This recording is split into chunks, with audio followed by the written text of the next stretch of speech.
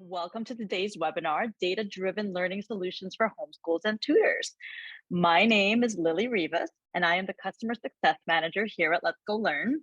Before joining the team here, I was an inner city school teacher, and I faced many challenges. And one of the greatest challenges that I encountered was trying to figure out how to best service my students. They had gaps, especially in reading, in the areas of reading and math, and the gaps were everywhere. And one of the tools that I finally was introduced to was Let's Go Learn's diagnostic diagnostic and intervention platform. And it was one of the only tools that I had that I felt truly gave me insight as to how to best meet my students where they were ready to learn, which we're going to talk about as we go on today. So the purpose of today's webinar is, again, to just give you a little bit of an overview as to what your school year should look like. We'll discuss some of the benefits of homeschooling, some of the challenges. We'll talk about who we are here at Let's Go Learn, and we're going to try to provide you with some solutions. And question and answer, we can do that as we go on, but if you do have any questions, you do have a chat box there that you can ask for Q&A. So feel free to ask. We do have a full team that's monitoring any type of questions that are being asked. At Let's Go Learn, our goal is to truly empower our teachers with granular data so that they can meet students where they are academically, exactly where they are. So we're going to go ahead and talk a little bit about homeschooling, but we will talk a little bit about how to best service your student.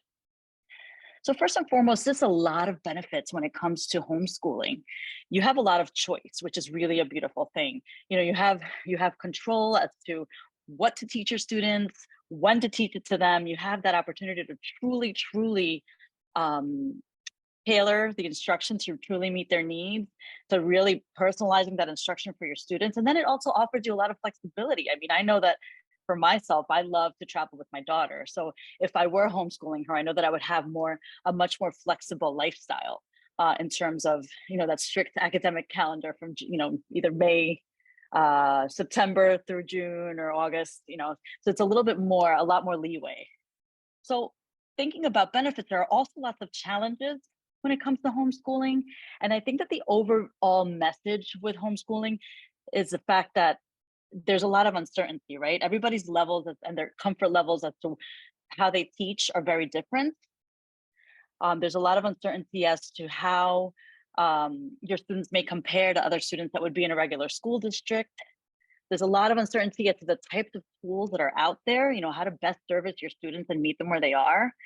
And truly understanding what a student is ready to learn next. Some people have a lot of comfort in teaching language arts and maybe not as comfortable teaching math or social studies, right? There's a lot of uncertainty there. So that's our goal today, is to kind of discuss what that school year looks like and how we may be able to help you. So first and foremost, I love to show this slide. It's what we call our assessment and instruction slide. When you're a natural teacher or homeschooler or a tutor, you want to test your students at the beginning of a session to try to figure out where they are so that you get to know their abilities academically, right? And then you're supposed to be able to use that information to really tailor your instruction. And I know that we have whole class and small group here. You guys are probably going to be mostly centered around that personalized learning and personalized teaching, because you probably only service a few students at a time, if not just one student. But just keeping in mind that this cycle would happen repetitively across the school year, right? You would test them, you would teach them, you would test them to see if they got that concept and continue to teach, always keeping in mind that those standards are there. So the standards, you have to have a goal to truly reach those standards. You have to figure out where the gaps are, but also figure out where you're going. So kind of like a GPS for learning, right? So putting it all together, if you were truly looking at an academic year, it's a cycle, just kind of like the assessment and instruction cycle would be. This is exactly what we're doing in here. So putting it all together, your step one would be to administer some type of assessment to figure out where your students' abilities lie. Your step two would be now to work with the student. We truly believe that bringing a student into his own learning process is super, super important. So working with that student to help them set goals that are attainable, right? As opposed to giving them something that's too hard. Then planning your instruction. How are you going to help them reach those goals? And then step 4, facilitating and monitoring that planned instruction. So now you know what the plan is going to be, but how are you delivering it? How are you teaching that content? And then giving feedback. We all know how challenging it is to do something and not get told if you did a great job or if you didn't do such a great job, right? So giving feedback. Okay, well, you did this very well. Next time we do it, we're going to try to go a step further, right? So giving that feedback is really important. And then again, diagnosing, setting goals, and this process would continue throughout the academic year. Now, understanding that there are steps to take throughout the school year, you do have to understand that there are multiple types of assessments out there. And I want to just point out there's benefits to all. However, we really want to find the best assessment to really help us help our students, right? So we'll start off with talking about diagnostic assessment. Diagnostic assessment is that assessment that's going to give you the greatest amount of granular data, the greatest detail as to where students are performing, what their ceilings are, what their, what areas would happen next. Next, we have summative assessment. So summative assessment could be any pre-test or post-test that you would administer to see if the student mastered content, right? How did they do? There's continual informal assessment, which means that you're watching your students, right? You're always watching. You're going to look at their sample work, how are they doing, if there's any creative projects, there's class and discussions, etc. And then there's a non-academic type of assessment, which would be stuff like, well, what do you like to read, right? We all know that students will learn best when they're actually doing something that they enjoy doing, right? As opposed to something that they have to do. So those are some types of assessments. And then understanding that there are these types of assessments, I want to talk about 4 main types of instruction. And while there's benefits to all of these, there are some that are truly, truly more powerful ways to learn. So we'll start off by talking about interactive instruction. Interactive instruction, a teacher will act as a facilitator, a student's going to work on his own, but the content is truly engaging and is positioned to be able to receive and provide feedback, right? So the student's actually given feedback. Did they answer correctly? Did they answer incorrectly? Reteaching, etc. But it's an interactive platform. Then we have expository or direct instruction, which is when the teacher is really taking control of the lesson. They're driving the learning. They're explaining their skills and concepts. The student has some participation, right? But not a whole lot. And there's hands-on instruction, where teachers are guiding the learning, where they're, they might work with some help, but they really do immerse because it's a hands-on activity. And then there's collaborative projects. So a little bit different in a homeschool setting, tutor setting, since you may only work with, a smaller group of students or just 1 or 2 students at a time.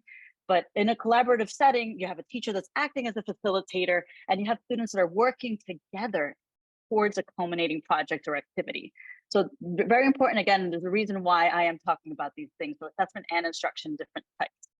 So in order to best meet the needs of your students, you need to know what their zone of proximal development is. And the big phrase, right? The zone of proximal development in terms of student learning essentially means what the student's sweet spot is for learning. What can they do if they are guided by a platform or by a teacher, right? It's not what they can do that's too easy, because then it's boring, right? If it's too easy, it's boring. It's not what they can do, what they can't do because it's too hard. So now that's frustrating, but you want to find exactly that little sweet spot. What are they ready to learn next? Now we're looking at this slide here. I like to call this the puzzle of reading. But when we're really looking at here is it's how people learn to read scientifically. We're seeing that there's a lot of different skills involved in the actual learning of reading, with the ultimate goal of learning to read for comprehension, right? So that's really your goal in reading, is to teach comprehension. But there's all these little tiny things, and if one thing is amiss, it's going to affect that reading for comprehension. So just keep this in mind again as we scroll through. So one of the things that we do here at Let's Go Learn is provide students with an adaptive diagnostic platform. This is a sample slide for somebody who would be doing a reading assessment for us. And what we do by using adaptive logic means that as students are answering correctly, the questions will get progressively easier. As students are answering incorrectly, I'm sorry, as students are answering correctly, the questions will get progressively harder. As they're making mistakes, the questions will get progressively easier.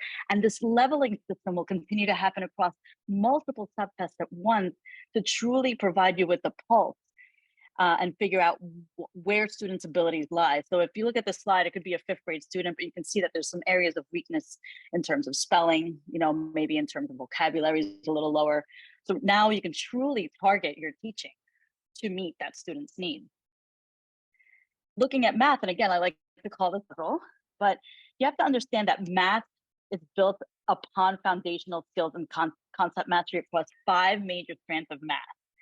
So if one little tiny skill is missed, you're going to get that very broken puzzle. So you can kind of see that the slide on the right, what that's really showing, all the little gaps, right? If you can't add a single digit number, so 2 plus 2, there's no way you're ever going to be able to add 22 plus 22, right? So really, if the foundation is cracked, it's all going to crumble, right? So again, what we're doing here at Let's Go Learn is providing that adaptive diagnostic platform so that, and we're doing this across 44 different subtests in foundational math. So we're really able to deliver exactly and pinpoint exactly where students' abilities lie in the scope and sequence of teaching and learning all of the different skills. So again, you can have maybe that 4th grade student, but look how behind they are in fractions. And if they don't learn the fractions, it's going to be a problem for the rest of their lives in their mathematical lives, quote unquote.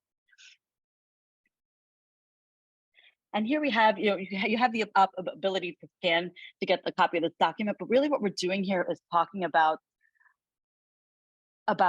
all the skills and concepts that need to be learned. And this is how expansive our math platform is if you were to really zoom in. But they're all the skills and concepts that are lined up for a visual comparison. So you can see within K-7 math exactly all those different skills and concepts that are really important in foundational math. This is an overview of our platform, all the tools that we offer. We offer everything from diagnostic assessments to formative assessments, all the data that you would have access to really help you drive that individual or small group structure. You have the ability to create your own assigned lessons, and we have an instructional platform that's called Edge. So once a student is done testing, they're placed on a personalized course that targets to fill in every single gap in reading and in math. So again, you can still work your magic as a teacher while their gaps are being filled. So that way, we may not find all those little gaps, but our system would find them and try to fill them in for the student. So just keeping in mind, so when you're personalizing instruction and you're really talking about that interactive learning, you have to help students achieve their goals. Like that's, again, bringing them into the process of truly helping them achieve their goals. Content has to be engaging for a student. There has to be some element of choice. I mean, honestly, again, I can't stress more that, and you guys will definitely recall being forced to read certain books in school and you not necessarily loving it, right? Oh, there's a great question here. So I'm seeing here, what grade level does the diagnostic go up to? So there are different types of diagnostics, as I mentioned. Our reading test, our foundational reading test, starts at about a kindergarten level, and we're measuring content all the way up to the high 12th grade. But just keep in mind that anybody, including an adult, who has problems with foundational reading or math would benefit from using our assessment. And our math assessment, Adam, goes up to about a high 7th grade level, but again, it's a foundational course, so anybody who has math problems would benefit from it. But we also offer a pre-algebra assessment and an algebra 1 assessment. So keep that in mind. That's a great question. So going back 1 minute to this personalized learning, having a choice as to what to read or what to learn next is really a powerful thing. And you guys have all the flexibility, being homeschoolers or tutors. Interactive learning also needs to build on student strengths, as I said, finding that zone of proximal development and building upon that. Looking to target those student deficits, because again, when there's gaps, you're not going to be able to continue, right? It's going to be really difficult, including a rehearsal and review, and then just really truly being monitored by a teacher so that that feedback can be provided for that student. So a little bit more about Edge, our instructional platform. Again, we're designed to meet them, targeting that zone of proximal development. We're employing effective teaching methods which ultimately, the ultimate goal would be to have students retain the content, as opposed to kind of like seeing it once and never seeing it again, right? So really, truly retaining that information. So we're offering over 200 lessons with real-time scaffolding. The lessons are of high interest, they're age appropriate. We're using songs, animations, graphics, all the things that are going to really help us boost our student confidence. And again, everything is prescribed and personalized for every single student based on their greatest areas of need. And there's also an ability for the teacher to direct that intervention. So there's a way to create classes for yourself and lessons for yourself. So I'm going to go ahead and hop into our system. Let me just move, if my face gets in the way at any point, you can go ahead and do that. Move that, but I do want to show you here logging in, show you a couple of really useful reports of what that kind of looks like. Ooh, I apologize, I'm still logged in as someone else. But our website is www.letsgolearn.com. Tons of information here. If you were interested in pricing or anything, you can definitely come in here and find the pricing and have a look for yourself. Different ways to purchase or requesting quote if you're a larger organization. But I'm going to go ahead and again log in here to my system. And I'm going to start with ELA. So one of the most powerful reports that we offer. So I will point out that we use grade level scoring. Anything to the left of the decimal indicates that an approximate grade level. Anything to the right of the decimal tells you at approximately what point of the year. So a 2.17, for example, would be an early second grade score. So the scores are super easy to understand. I'm going to go ahead and show you one of my, and again, we are offering a score for every single subtest as opposed to just one. So it truly helps you decide the type of intervention a student needs, as opposed to, oh, everybody needs a comprehension intervention, right? Which may not be the case, might be a problem with, word recognition or phonics instead of comprehension. I'm going to go ahead and pull, as you can see, all the reports that you guys would have access to. But I'm going to go ahead and pull the teacher parent summary report. We're going to pull it with recommended activities, and we're going to pull it with scores. So one of the things that we like to do here is always tell you the age of the student and the point of the year where they tested. So this is a 10-year-old, 4 months in, and it's at a high fourth grade level. And then we're going to tell you information as to how they are performing on every single subtest. How they put it all together to make meaning. We provide you with a very narrative profile. So very important, with tips on what things a teacher can do to help continue to guide them. If there are any problems with phonics, you would see them here. Anything unchecked means that they're not there yet. So it gives you, again, the scope and sequence of teaching and learning phonics. If there's any issues with beginning consonant sounds, phonemic awareness. And then we provide you with detailed, specific recommended activities for that student in terms of being able to decode, but also for making meaning from text, which is super powerful. And again, it's the ultimate goal in teaching reading. I'm going to go ahead and show you a math report so you see how detailed we really get with our reporting. So in the math platform, again, we're using grade level scores. So 6.33 would be, about a third of the way into sixth grade, the student's ability. And I'm going to pull, again, you see all the different reports that we have access to. I'm going to go ahead and pull the detailed report. This is probably the most detailed report that we have in terms of math. So I'm going to go ahead and just scroll down here, but we go subtest by subtest and tell you exactly where students are ready to learn. So in terms of place value, you can see the student here is ready to work on 1,000, 10,000, 100,000, and millions. And if you scroll to the right, you would see about the grade level score where that skill falls.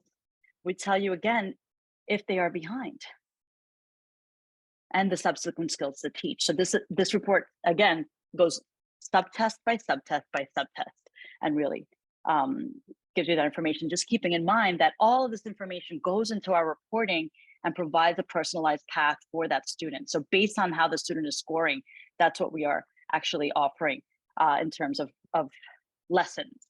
So I'll go ahead and just show you that really quickly so you kind of see what that looks like. So for example, Tina Barrington here, if I were to actually see the upcoming lessons, you can see exactly. So this is an older student who is missing grade level 0 would be kindergarten. So kindergarten skills. So you can see where that student would have a really hard time in a regular, I forget what student she was in, what class she was in, but you can see she would have a really hard time if she was, let's say, a fifth grader reading at a fifth grade level. So I'm going to go ahead and just share my slide screen one more time with some additional information and open the floor to questions if anybody has any additional questions. But if you would like more information, you can go ahead and scan that QR code. If you have any additional questions, you can go ahead and either email help@letsgolearn.com, or you can call the 800 number 888-618-READ or 888-618-7323 and click on option 1. I would like to thank everyone for joining us today. Again, my name is Lily Rivas. I see that there might be a couple questions. Oh, great question. This person asked, can Let's Go Learn work with my homeschool pod, which includes kids from 5 different families? Oh my gosh, absolutely 100%. It would work with your homeschool pod.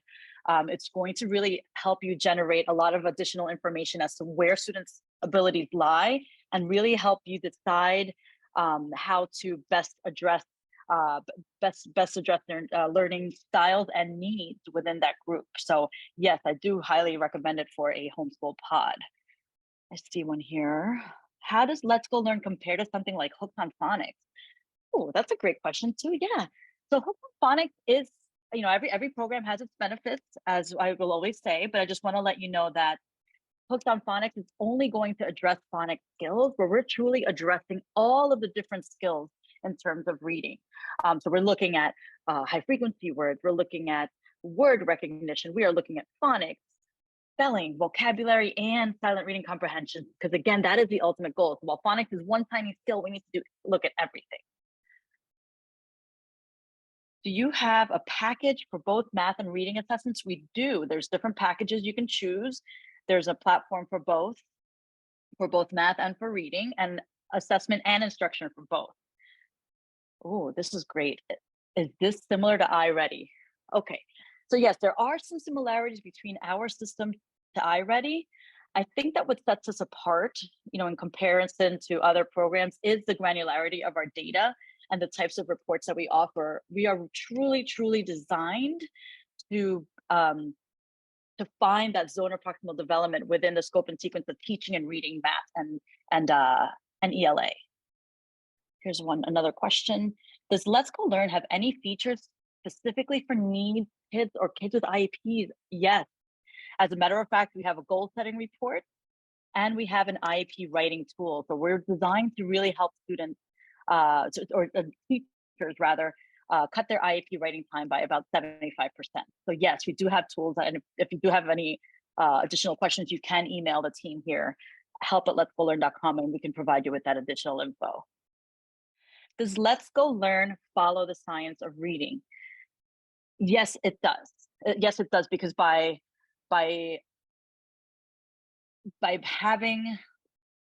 looking at all the different components in reading, like we looked at in the one slide that had the puzzle, we're truly looking at everything with the ultimate goal of learning that comprehension. So yes, I see one here. The IXL Diagnostic Assessment doesn't have a specific end time, so kids can be taking it for so long. Does Let's Go Learn have an end? Ooh, that's a great question. So the first time students assess on our platform, our tests tend to be a little longer because of the granularity of the data that we're looking to gain. So it does have an end, but the second time they test, because our test remembers where students left off, the test would get progressively shorter as the school year goes on. So we pick up where they left off and then continue to adapt from there. Okay, this person asks, so your reports and or grades give me the data I need to report back to my school? 100%. There's tons of reports you can share. In the case that you would need to see, a child study team member for a student, you can share all types of reports. We have everything from summary to very detailed reports available.